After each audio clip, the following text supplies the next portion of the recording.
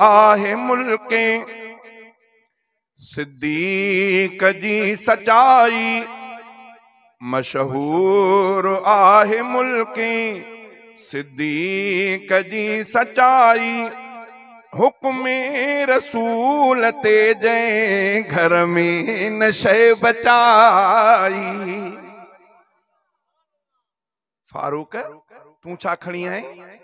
ये जो चंदे जो ऐलान कयोसे मुंहिंजा साईं पंहिंजे मिल्कियत जो अधु जेको मूंखे अल्लाह साईं ॾिनो जो अधु सरासर अधु पंहिंजे लाइ रखियो अथमि अधु अल्लाह जे नाले ते।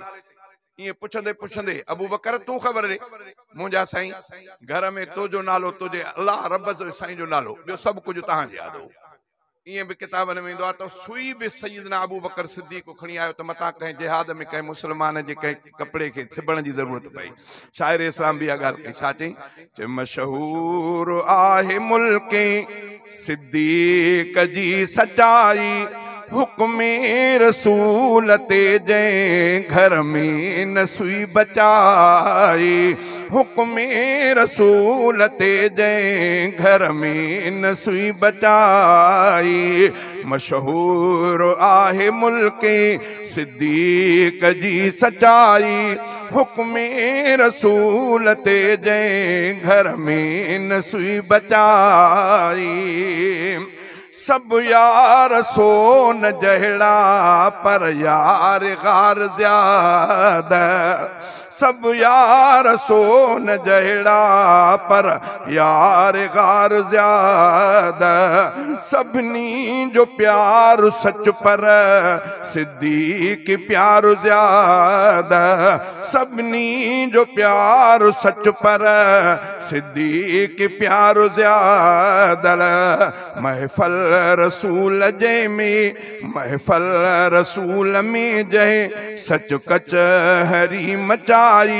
हुक्म रसूल ते जंहिं घर में न सुई बचाई।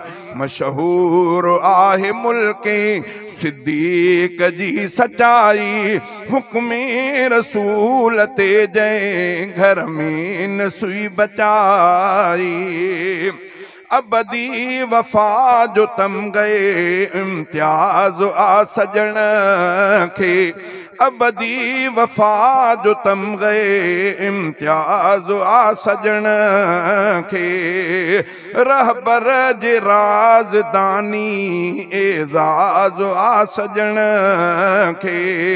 रहबर जी राजदानी एजाज आ सजन खे। पुख्तो वफा में वाज़ियो मिलंदी न का कचाई। हुक्म रसूल ते जंहिं घर में न सुई बचाई। मशहूर आहे मुल्के सिद्दीक जी सचाई। हुक्म रसूल ते जंहिं घर में न सुई बचाई। ईसार में अनोखो तारीख़ थी ॿुधाए। ईसार में अनोखो तारीख़ थी ॿुधाए। साबित सच सारो सघंदो न को लिकाए। दावत नबीअ जे रंग में जंहिं ज़िंदगी रचाई।